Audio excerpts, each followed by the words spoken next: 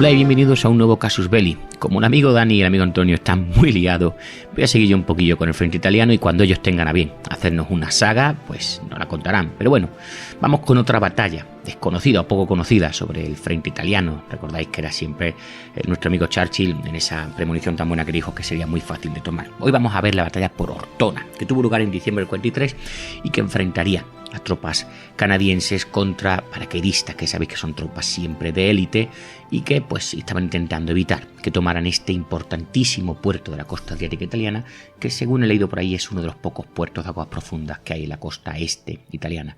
Así pues, vamos por la batalla de Ortona. ¿Dónde hostias has estado?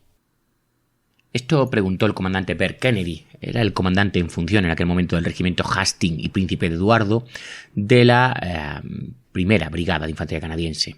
Se lo estaba preguntando al teniente Farley Mowat de la sección de inteligencia. Era el 5 de diciembre del 43 y Kennedy de verdad que estaba de muy mal humor. Se le había ordenado lanzar un ataque de distracción a través del río Moro sin apoyo de artillería y establecer, una vez cruzado, una especie de fortaleza punto fuerte en la cordillera norte. Este debía ser el flanco derecho de un intento que la primera brigada de infantería canadiense, el comandante del general de división, Christopher Vaux, iba a hacer de cruzar el río en su avance hacia Ortona, que estaba a unos 5 kilómetros al norte, y decía así Kennedy: Debemos cruzar el río Moro de inmediato, sin preparación, sin apoyo. ¿Qué has encontrado? Bueno, Mowat, que había estado explorando el terreno con otro oficial de inteligencia de los Reales Fusileros irlandeses, le dijo a Kennedy que no había nada que ver desde el mirador de la posición canadiense en la orilla sur del Moro. Y esto evidentemente no mejoró mucho el humor de Kennedy. Kennedy entonces ordenó a Mowat que llevara algunos exploradores y buscara un cruce que fuese utilizable. Y también ordenó a Mowat que le informara en una hora. Deslizándose hasta el río con 3 hombres al amparo de la oscuridad, Mowat y sus exploradores variaron las orillas inundadas del Moro y finalmente encontraron un lugar de cruce. Rápidamente regresaron a sus líneas, donde descubrieron la compañía Alfa del Hastings, como se conocía al regimiento, preparándose para la acción. Mientras Mowat informaba a Kennedy, el teniente George Landstaff, el jefe de los exploradores, guió a la compañía hasta el vado. Una vez que la compañía Alfa hubiera establecido un punto de apoyo alrededor del río, pues ya sería reforzada con el resto del batallón. Poco después de las 10 de la noche, Mowat, que estaba con Kennedy en ese momento, vio como 6 o 7 posiciones ametralladoras alemanas empezaban, en palabras de Mowat, a coser literalmente la oscuridad con las maravillosas y las puñeteras trazadoras. Además, bengalas verdes y blancas tallaron por encima y pronto los proyectiles de mortero cayeron sobre la compañía Alfa. Y según cuentan ambos soldados, estábamos horrorizados por la ferocidad de la reacción alemana. Esto lo escribiría Mowat. Kennedy rápidamente solicitó un informe de la situación por radio. Los hombres de la compañía Alfa no recibirían el mensaje. Atrapados por este fuego cruzado, los mandos de la compañía de sección sabían que tenían que retirarse de esta potencial trampa mortal. Cuando Kennedy recibió un informe del comandante de la compañía del siguiente, ordenó apoyo de la artillería, evidentemente, para silenciar las ametralladoras alemanas que cubrían el necesario vado. Mientras tanto, en 2 puntos más arriba, más canadienses intentaban cruzar el Moro en preparación del ataque a Ortona. En uno de los puntos lo estaban pasando algo mejor.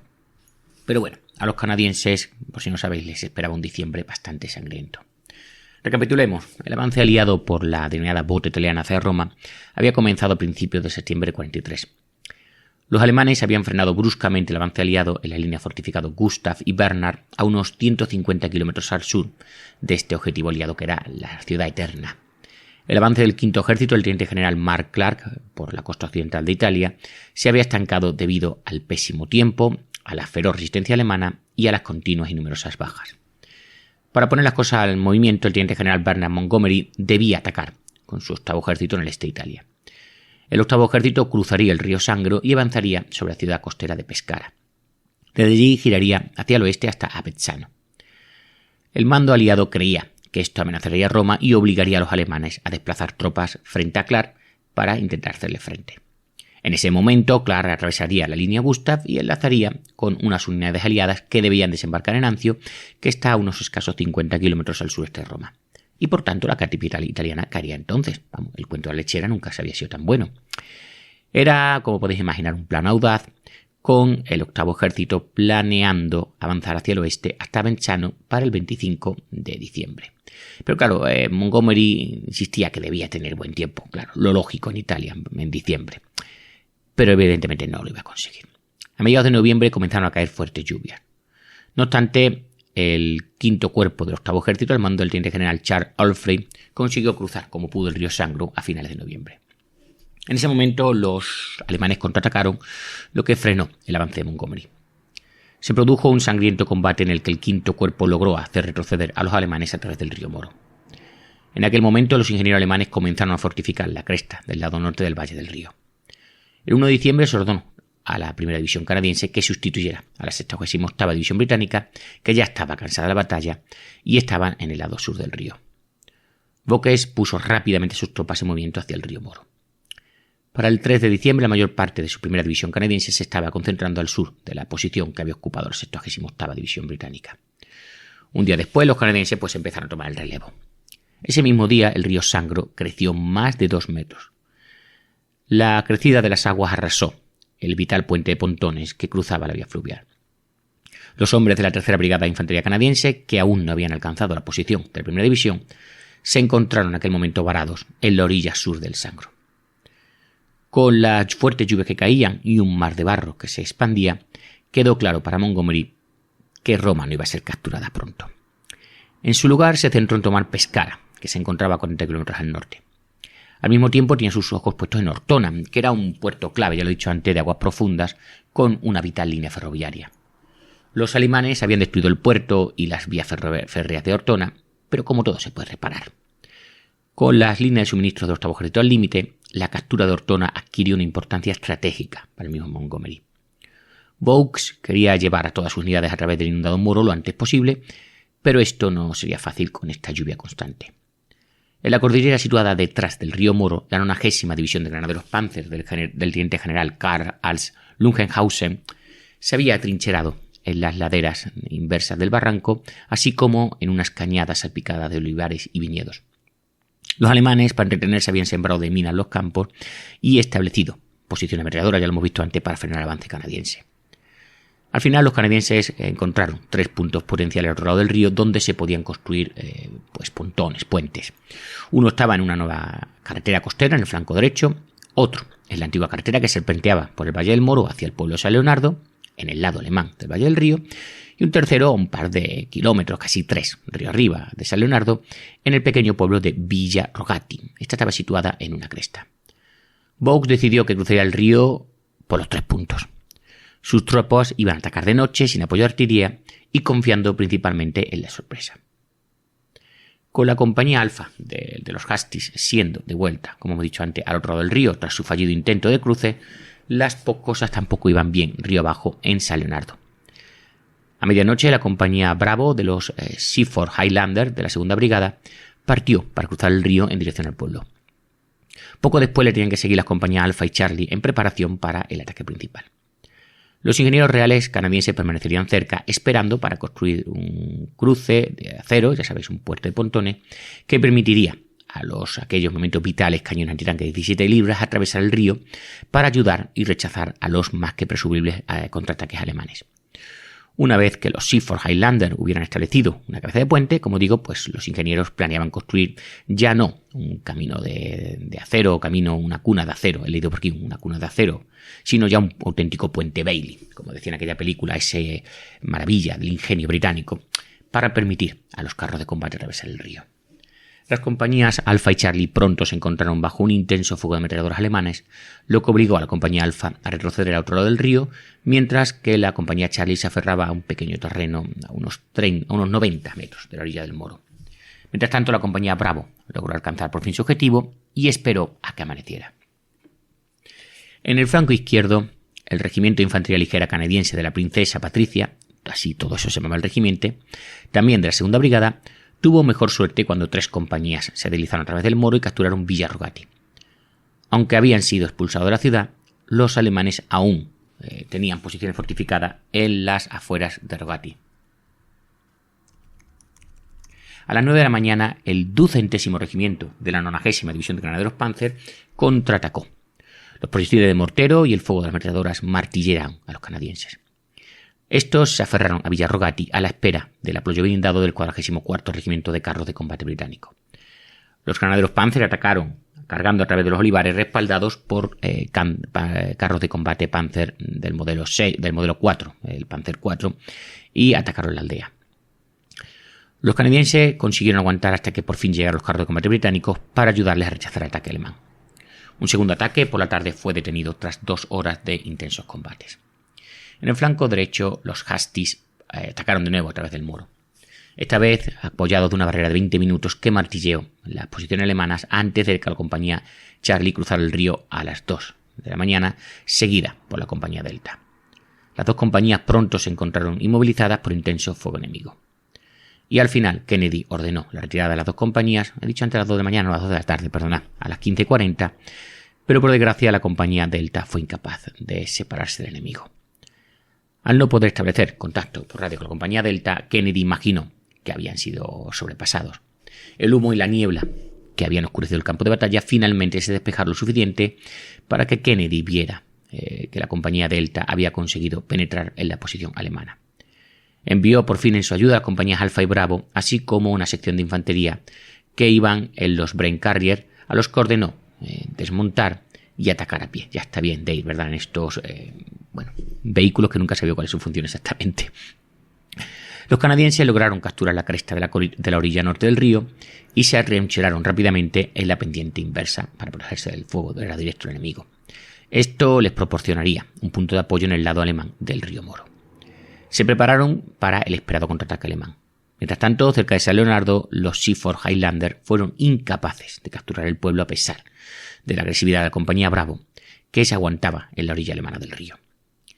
El plan para capturar el pueblo se canceló cuando los carros de combate británicos, incapaces de poder cruzar el río, se vieron en un duelo con los carros de combate alemanes al otro lado del Moro. En el cuartel general de la división, Vaux fue informado por sus ingenieros en la noche del 6 de diciembre que no se podía construir un puente en la Villarrogati debido a factores dedicados del terreno. Por defecto, San Leonardo era el único lugar donde se podía construir uno. Mientras Vaux se preparaba por un nuevo asalto, los Hastings siguieron reforzando su punto de apoyo. A pesar de las fuertes lluvias y del continuo bombardeo alemán, las tropas consiguieron transportar 2 cañones antitanque y municiones a través del río hasta la cresta embarrada. El contraataque alemán de la noche del 7 de diciembre cayó sobre los Hastings, pero estos consiguieron rechazar al enemigo. El 8 de diciembre las baterías canadienses, británicas e indias martillearon las posiciones alemanas a partir de las 15:30. Su fuego directo se complementó con bombardeos aéreos y fuego de artillería naval. Cuando los cañones callaron 1 hora más tarde, los canadienses atacaron. El plan de Vaux preveía que el 48º de Highlander de la primera brigada de infantería canadiense atacaran al 361º regimiento de la 90ª división Panzer al oeste de San Leonardo en la escarpadura. Al mismo tiempo, el denominado Real Regimiento Canadiense, también de la primera brigada, esta brigada tiene muchos regimientos, me parece a mí, pero en fin, atravesaría la cabeza de puente de los Hastings y atacaría el pueblo por la derecha. Los hombres del 48º de Highlander cruzaron el río Moro y aseguraron rápidamente sus objetivos. El resto de los Highlanders subieron, se atrincheraron y esperaron el temido contraataque alemán.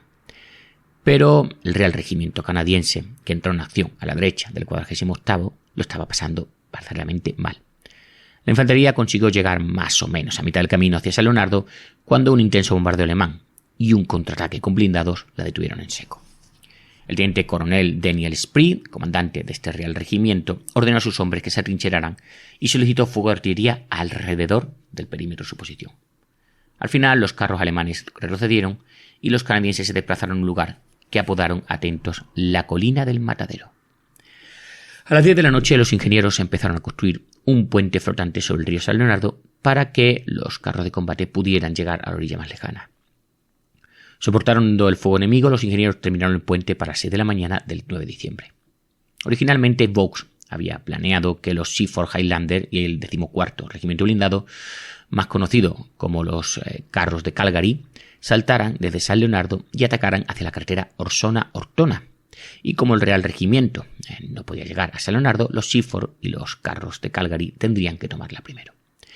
El comandante Ned Amy, comandante del grupo Alfa de los Carros de Calgary, partió con 12 carros de combate para tomar el pueblo. Los hombres de la compañía Delta de los Seaforth entraron en combate montados sobre estos carros de combate. 2 se perderían al no hacer un giro brusco en la carretera que bajaba hacia el Moro y giraron o cayeron por un precipicio de unos 9 metros. Una vez cruzado el río, la infantería bajó al quedar bajo el fuego de las temibles ametralladoras alemanas. Una sección dirigida por el teniente John McClellan se precipitó al pueblo y comenzó a expulsar a los alemanes en combates casa a casa. McClellan llegó a matar o capturó a 26 soldados de infantería alemanas en un proceso que tenía que llevar de neutralizar de hasta 10 ametralladoras enemigas. Los alemanes contraatacaron con 12 carros de combate e infantería a través de los olivares, pero fueron rechazados por el grupo Alfa de los carros de Calgary, que para entonces solo contaban ya, un grupo era una pequeña sección con 4 carros de combate. Pero San Leonardo por fin estaba finalmente en manos canadienses. Además de atacar San Leonardo, los alemanes habían atacado a los Hastings y al Real Regimiento. Este último mantenía una casa de piedra de 2 pisos que sus hombres habían apodado el Castillo de Stirling, en honor del teniente Mitch Stirling, que mandaba la sección número 16 de la compañía Delta. En previsión del contraataque alemán, Spree ordenó a la compañía Alfa y a la sección de Stirling que retrocediera desde la colina del Matadero, pero ni la sección número 8 del teniente Jimmy Quayle ni la sección de Stirling llegaron a recibir este mensaje. Quayle, que estaba posicionado a la derecha de la casa de piedra con sus hombres, pronto descubrió que el resto de la compañía simplemente había retrocedido y en ese momento intentó avisar a Stirling. Creyendo al final que la sección de Stirling había sido aniquilada, Quayle se retiró. Pero Stirling y sus hombres seguían vivos, aunque eso sí, aislados. Granaderos Panzer asaltaron la posición de Stirling. A través del fuego de fusilería y ametralladoras, un pequeño número de soldados alemanes consiguió alcanzar el edificio e intentó disparar a través de las puertas y ventanas. Todos fueron muertos. Cuando los granaderos Panzer finalmente se retiraron, dejaron un gran número de muertos y heridos esparcidos alrededor de la fortaleza de Stirling, o del castillo, como queréis decirle. Después de que los contraataques alemanes no consiguieran desalojar la cabeza de puente canadiense, lo que quedaba de la maltrecha 90ª división alemana se dieron cuenta de que las defensas del río Moro habían sido atravesadas, violadas, vencidas. Como resultado, se retiraron durante la noche del 9 de diciembre a una posición fuerte a menos de 1,5 kilómetros al sur de Ortona, frente a la carretera Orsonia-Ortona.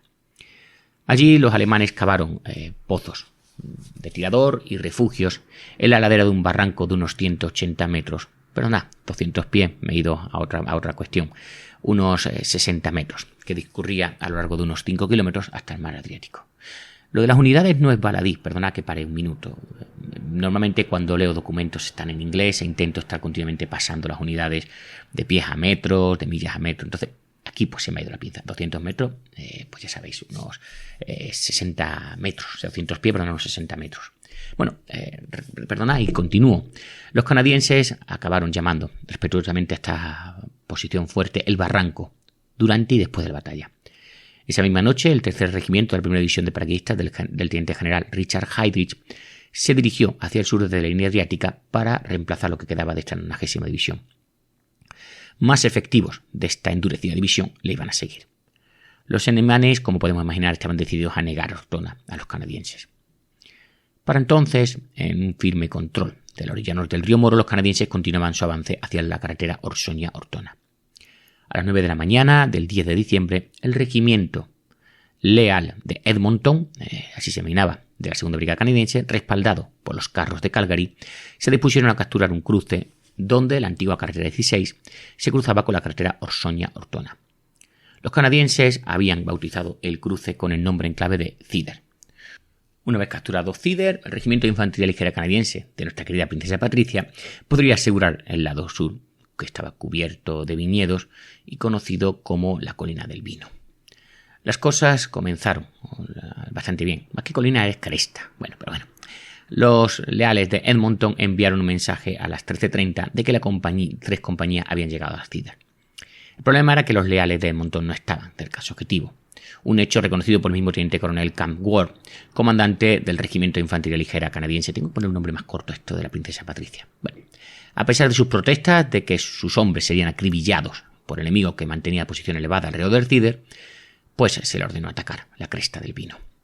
Como se prevía, el regimiento de infantería de la princesa Patricia fue duramente alcanzado y atacado por los alemanes en una feroz y pesada barrera y sobre todo en un contraataque. Weir al final suspendió el ataque, pero no antes de que los alemanes hubieran herido a 3 comandantes de compañía del regimiento. Hasta ese nivel había llegado el valor de los mandos. La importancia táctica del barranco en el bloqueo de su aproximación autóctona estaba ahora clara para Vaux. Ordenó a su segunda brigada que continuara los ataques frontales el 11 de diciembre. Los de Edmonton iniciaron el ataque intentando abrirse paso hasta el Cider. El fuego mortífero de ametralladoras y morteros pues los detuvo en seco. El regimiento de infantería de la princesa atravesó con dificultad los viñedos y olivares de la cresta del Vino, que estaba sembrada pues de minas y trampas cazabobos. A media tarde las tropas habían conseguido abrirse paso hasta el borde, donde los dos bandos pues se lanzaron granadas. Los de Seaford no pudieron alcanzar su objetivo, que era una cresta clave desde la que se podía dominar la cresta del enemigo. Y la casa Verandi. La casa Verandi era una casa de 3 pisos situada a aproximadamente unos 1200 metros al suroeste del Cider. A pesar de los esfuerzos de la segunda brigada, este barranco, que seguía firmemente en manos alemanas, pues no podía ser conquistado. Vaux ordenó la entrada de su reserva, la tercera brigada de infantería canadiense, que había estado varada al sur del río Sangro. Con el río nuevamente puenteado, el regimiento de Nueva Escocia Occidental, así se denominaba a un regimiento de la tercera brigada, recibió la orden de pasar a través de los Seaford, cruzar este temido barranco y, como digo, acercarse hasta la casa Berardi, incluso tomarla. A las 7 de la tarde, los del regimiento de Nueva Escocia Occidental atacaron. Recibieron pues las caricias de la artillería alemana y del fuego de mortero mientras avanzaban para conseguir tomar esta posición, y lo hicieron pues ya a las 6 de la tarde, ya era oscuridad y sobre todo barro. Cuando se acercaron al borde del barranco, los canadienses se vieron sometidos a un intenso fuego de armas ligeras y no pudieron hacer otra cosa más que atrincherarse y esperar a que llegara la bendita mañana. Que no sé si será bendita o no cuando el enemigo te vea mejor. El teniente coronel Pat Boger, comandante de los occidentales, los nuevos occidentales, en fin, solicitó apoyo de artillería para el ataque matutino, ya que los carros de combate eran incapaces de atravesar el barro que estaba rodeándoles. A las 7:30 de la mañana, una barrera de coordinación de referencia cayó, atentos por error, sobre la posición de nuestra brigada, de nuestra Nueva Escocia, regimiento de Nueva Escocia Occidental, causando muchas bajas. El barrera de coordinación de referencia quiere decir pues que es lo que se lanza un poquito para coordinar con el observador de artillería donde tienen que caer los pepinos. En fin, a esto le siguió la respuesta de la artillería alemana y un ataque de granaderos Panzer alemanes. Los alemanes serían rechazados y 2 compañías de Nueva Escocia Occidental salieron de sus trincheras y les persiguieron hasta el barranco, donde se vieron obligados a detenerse por el fuego de ametralladoras y carros de combate enemigos.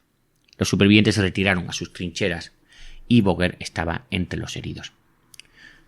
Vaux ordenó otro asalto al barranco. El regimiento Carleton y York de la tercera brigada debían dirigir el ataque con el apoyo de los carros de combate de Calgary.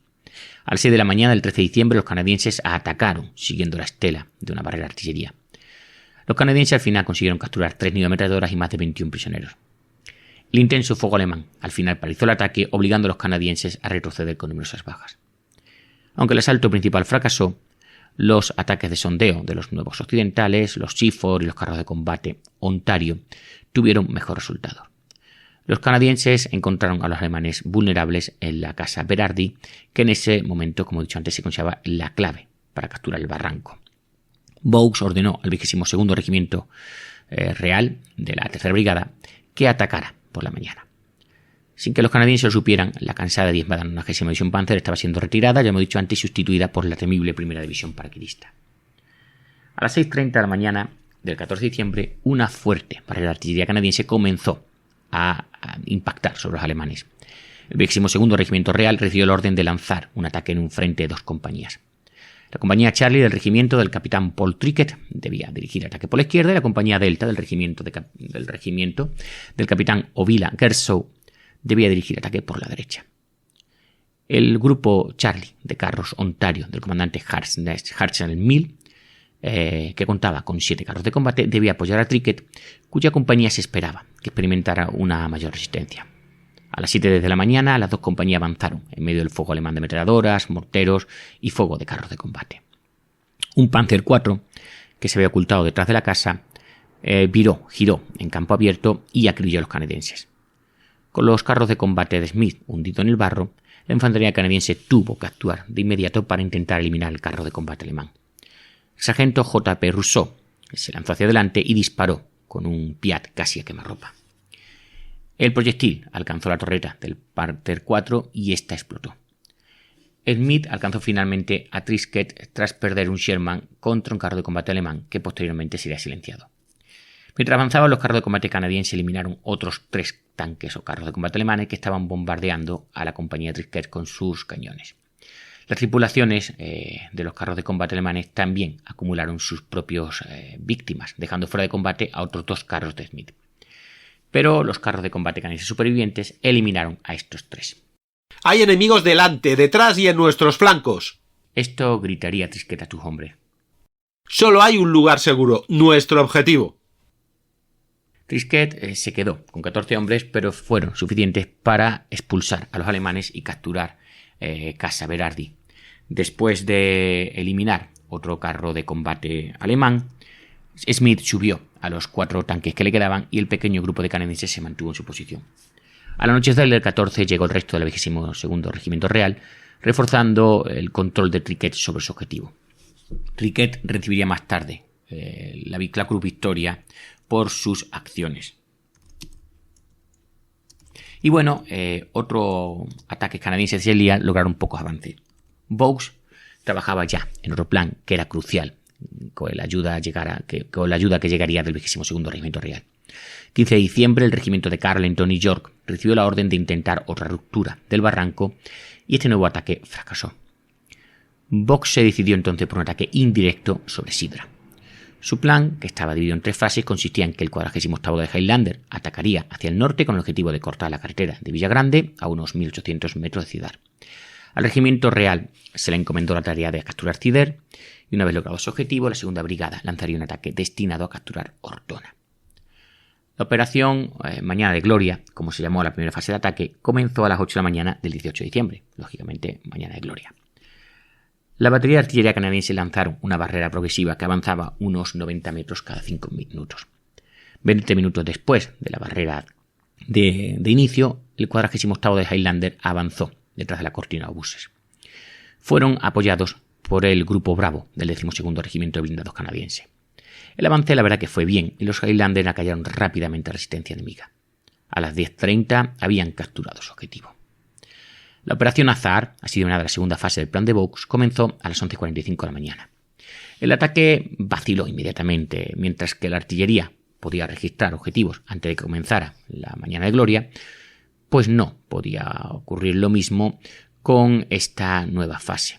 Los artilleros no tuvieron más remedio que basarse en mapas inexactos, lo que provocó que los proyectiles cayeran sobre posiciones ocupadas por las mismas tropas canadienses.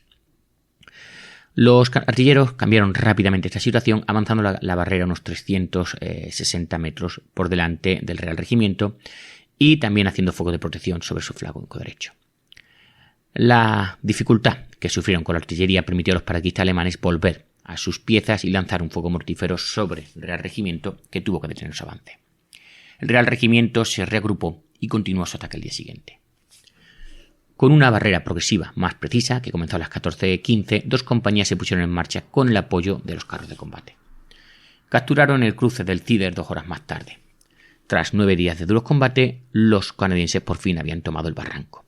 La tarde del 18 de diciembre, los alemanes retrocedieron ya hasta la ciudad de Ortona. Mientras tanto, los canadienses habían luchado por llegar a Cidar. Los alemanes habían trabajado duro para transformar la ciudad costera de Ortona en una trampa mortal.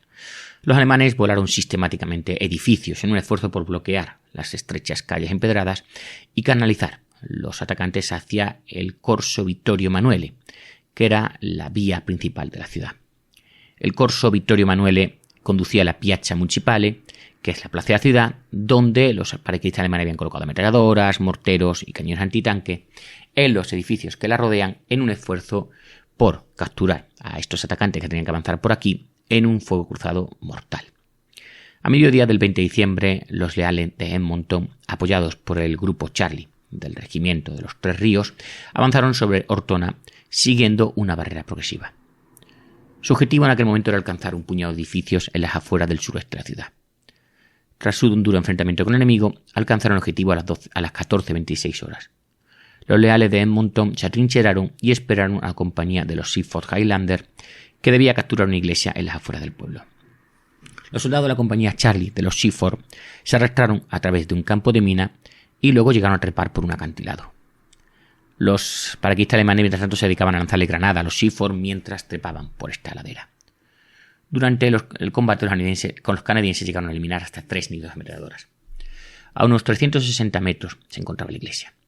Una sección se dirigió a la iglesia mientras otra desalojaba a los alemanes de las cabañas cercanas.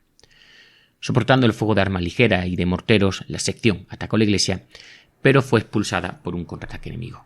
Los paracaidistas a su vez fueron rechazados por la compañía Charlie y al anochecer a los canadienses aún les faltaban unos 270 metros para llegar a la iglesia. Al mañana siguiente los leales de Edmonton atacaron en un frente de 2 compañías. La compañía Bravo avanzó a través de campos cultivados para capturar un puñado de edificios que se encontraban a las afueras del pueblo.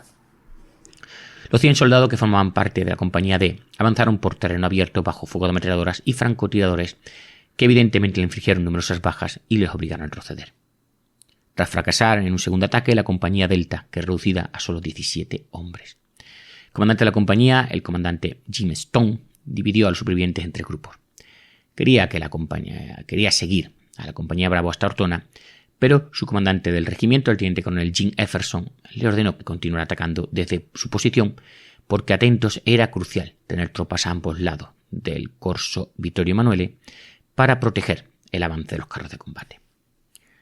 El teniente John Dugan, al mando de 6 hombres de la mermada compañía de Stone, tenía la dura tarea de conseguir dirigir este ataque. Al divisar una estrecha zanja que conducía a un edificio de apartamentos en la afuera de la ciudad, Dugan decidió utilizarla como posible ruta de ataque. Todos vamos a morir de todos modos, así que más nos vale intentarlo. Esto le diría a sus hombres. La escuadra, porque con 6 hombres no podemos decir más, se arrastró por la zanja utilizando granadas de humo para cubrirse. Esperaban que los alemanes no tuvieran una ametralladora en el otro extremo de la zanja. Afortunadamente los alemanes no tenían una ametralladora apostada en el otro extremo de la zanja. Dugan y sus hombres fueron seguidos por Stone y los restos de la compañía Delta. Los hombres se apoderaron de una gran casa y dispararon contra las tropas enemigas que se encontraban en las diversas trincheras. Los carros de combate Sherman avanzaron retumbando, penetrando unos 180 metros en Ortona. Encontraron las calles atascadas, con escombros de edificios destruidos y cosidas con minas. Los leales de Edmonton presionaron para entrar a la ciudad y llegaron hasta Piazza Vittoria al anochecer. Esto les situó a aproximadamente unos 400 metros de la Piazza Municipale. Mientras los leales de Edmonton luchaban por entrar a la ciudad, los Seaforth capturaron la iglesia y comenzaron a avanzar por una calle llamada Vía Constantinopoli, que estaba en la parte oriental de Ortona. Ellos y sus apoyos de carro de combate se encontraron con una dura resistencia alemana. Flanquear a los alemanes era problemático debido a los montones de escombros de casi 5 metros de altitud que había. El general de brigada Berg Hofmeister, comandante de la segunda brigada de infantería canadiense, ordenó que los restos de la compañía de los leales de Edmonton y los Seaforth entraran en la ciudad. El regimiento de infantería ligera canadiense de nuestra amiga la princesa Patricia, que hace tiempo no aparecía, pues se mantenían en posición de reserva. La batalla sangrienta que los corresponsales de guerra apodaron, ahora sí, Pequeño Stalingrado, estaba en marcha. Fijaros cómo lo compararon. Con informes de que el corso Vittorio Emanuele estaba libre de bloqueos en unos 270 metros, Stone ideó un audaz plan para coger a los alemanes por sorpresa ese 22 de diciembre. Su plan preveía que los carros de combate del grupo Charlie dirigieran en marcha lenta con las sirenas ululando y los cañones disparando. Y atento, la infantería iría al lado de los carros de combate. Atacamos y el ruido era absolutamente ensordecedor. Recorrimos 90 metros sin que nos disparasen ni un solo tiro. Bueno, esto lo diría Stone después. El carro de combate en cabeza se detuvo a unos 15 metros de un montón de escombros. Sabiendo que cada minuto era crucial, Stone trepó rápidamente al carro de combate y le preguntó que qué demonios pasaba. Esto se lo preguntó al comandante del carro. El comandante se señaló un trozo de chapa tirado en la carretera delante de él y dijo que podía que tuviera una mina debajo. Stone estaba furioso. El avance de los carros de combate se había detenido y su plan se estaba yendo al carajo. De repente, un cañón antitanque alemán de 57 milímetros se lanzó sobre el carro de combate que iba en cabeza. Stone ordenó a un soldado que disparara su cañón antitanque en respuesta, pero falló. Lanzando una granada de humo contra el cañón de tanque, Stone cargó contra el cañón y arrojó una granada sobre el blindaje que protegía a la tripulación o a la dotación del arma, matándola a esta. Los canadienses comenzaron entonces a luchar casa por casa hacia la Piazza Municipale. En los sangrientos combates callejeros que siguieron, los objetivos se desglosaron a nivel de compañía, sección y pelotón. Se estableció un estricto sistema en el que los comandantes informaban de cuándo se había despejado cada edificio antes de empezar con un nuevo. Los propios edificios ya de por sí eran trampas mortales, ya que los alemanes colocaban trampas cazabobos en los vacíos o dejaban en ellos cargas de munición retardada. Las fachadas de algunos edificios fueron voladas por los alemanes, dejando al interior expuesto al fuego de ametralladora. Las ametralladoras, por su parte, cubrían los montones de escombros que bloqueaban las calles.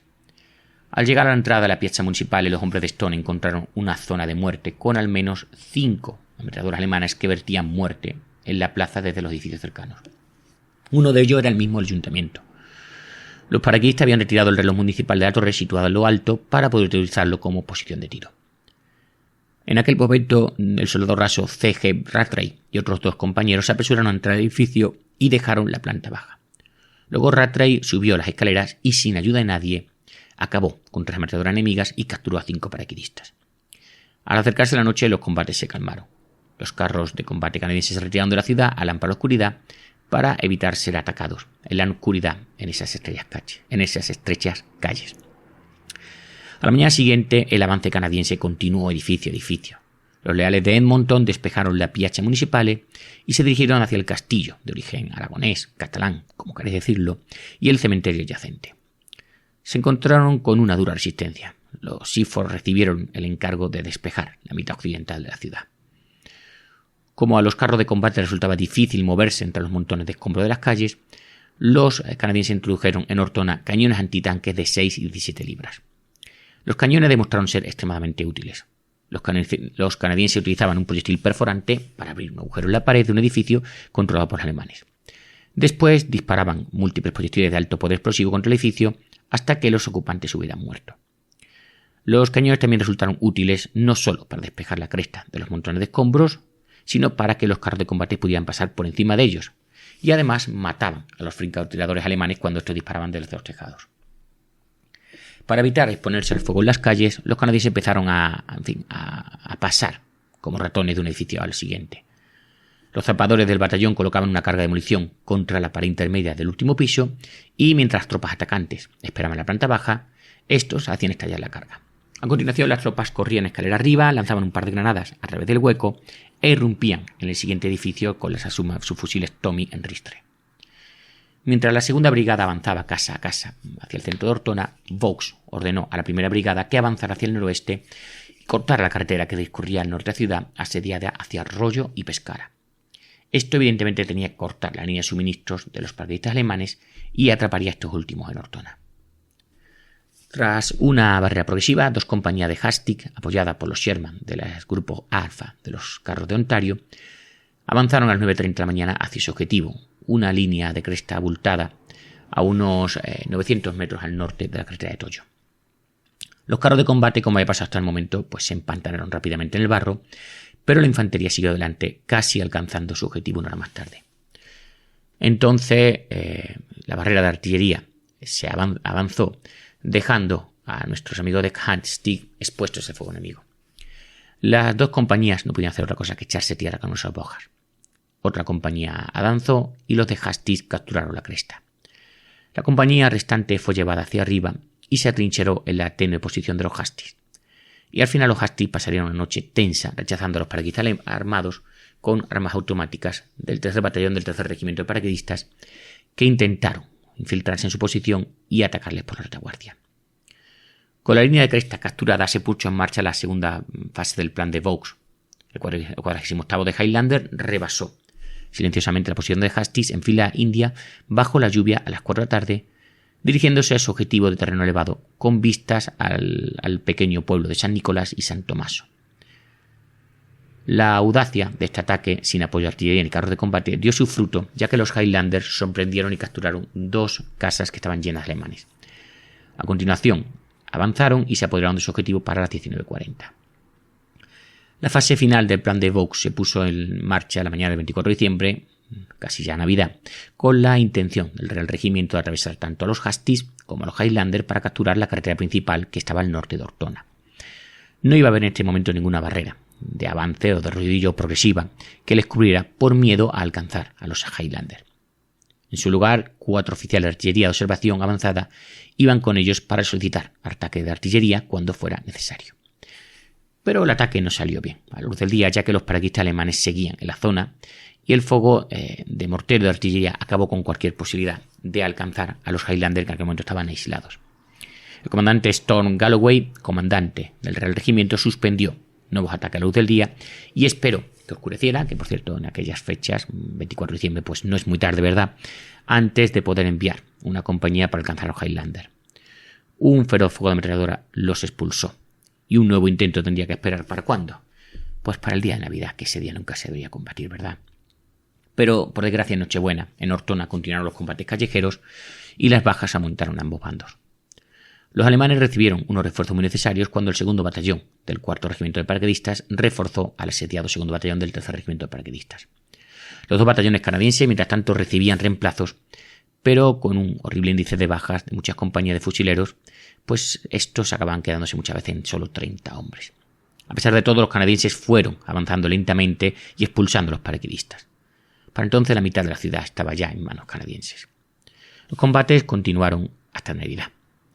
Pero para las tropas canadienses en Ortona hubo una pausa en la acción cuando las compañías de los Seaforth Highlanders fueron rotadas de vuelta para disfrutar de una cena de Navidad servida en la iglesia capturada de Santa María di Costantinopoli. Muchos soldados de los leales de Edmonton, por desgracia, no fueron tan afortunados, aunque se intentó hacerles llegar una cena consistente en cerdo asado. Los paraquedistas alemanes mientras tanto rodeaban al 48º de Highlanders, lo dicho antes, y martillaron a los canadienses con fuego de mortero y artillería. El Real Regimiento recibió la orden de abandonar su plan original, de cortar el camino elevado y establecer en su lugar un corredor de auxilio hacia el 48º de Highlanders. 60 hombres de la infantería ligera de Saskatoon se pusieron en marcha al anochecer. Al final entraron en contacto con los asediados Highlanders, les dieron los suministros que tanto necesitaban y sacaron de allí a los heridos. No era demasiado pronto, ya que a las 10 de la mañana del 26 de diciembre los paraquedistas alemanes lanzaron un contraataque principal. Los canadienses rodeados lucharon desesperadamente, rechazando un total de 3 asaltos alemanes. 3 carros de combate Sherman, mientras tanto, acabaron abriéndose paso y acudieron en su ayuda. Los del 48º de Highlanders no tardaron en devolver el ataque a los paraquedistas. Su ataque obligó a los alemanes a retirarse a San Nicolás y San Tommaso. Los combates continuaron en Ortona y el control de la ciudad por parte de los paracaidistas se redujo a una pequeña sección de aquel casco antiguo frente al castillo. Los paracaidistas, esta unidad de élite, lucharon ferozmente utilizando atentos lanzallamas, ametralladoras, morteros, cañones de tanque, cualquier cosa. En 27, un oficial de los leales de Edmonton y 23 hombres se encontraban en un edificio de 2 plantas preparando munición cuando unos explosivos que habían sido prefijados por los alemanes varios días antes estallaron. Solo sobrevivieron 3 hombres. Los canadienses tomaron rápidamente represalias cuando sus tapadores colocaron explosivos bajo un edificio en poder de los alemanes y detonaron las cargas, matando en aquella acción, se calcula, a unos 50 alemanes. Creyendo que un empujón último despejaría la ciudad, Hofmeister ordenó al regimiento de infantería ligera de la princesa Patricia que entrara en combate.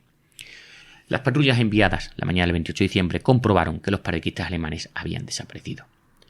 ¿Qué había pasado? Pues que se les había ordenado por fin retirarse la noche anterior y Ortona ya estaba en manos canadienses. Los combates seguirían al norte de Ortona, donde el 48º de Highlanders capturó San Nicolás y San Tommaso el 29. 2 batallones de la 3ª Brigada de Infantería se insertaron entonces de nuevo en la lucha, con órdenes de avanzar y empujar a los paraquedistas para que cruzaran el Riccio a principios de enero. Y bueno, vamos con el recuento del carnicero. Diciembre había sido un mes sangriento para la primera división canadiense, que le costó 2.339 bajas, de las cuales 502 fueron muertos. Las pérdidas alemanas son más difíciles de determinar, aunque probablemente fueron seguramente cuantiosas, sobre todo para la malograda 90ª División de Granaderos Panzer. Como sabemos, los aliados no capturarían Roma hasta dentro de 6 meses, pero la primera división canadiense era dueña de Ortona, de la pequeña Stalingrado, ¿verdad? Así lo reflejaba un cartel pintado a mano que los de Edmonton y los Seaforth colocaron frente a la maltrecha ciudad y que decía: esto es Ortona, una ciudad del oeste de Canadá. Y bueno, hasta aquí este pequeño podcast de menos de 50 minutos para contaros esta batalla por Ortona, esta lucha por Ortona. Gracias, como siempre, al amigo Dani por poner la voz a los diferentes personajes de fondo. Soy Saúl Rodríguez. Si os ha gustado este frente secundario, como digo, que movemos de frente secundario, no tiene nada, los combates eran mucho más intensos que los que luego vivirían, por ejemplo, en Normandía y en otro sitio. Pues como digo, si os ha gustado, pues ya sabéis, comentar, compartir, darle un like, un saludo y hasta otra.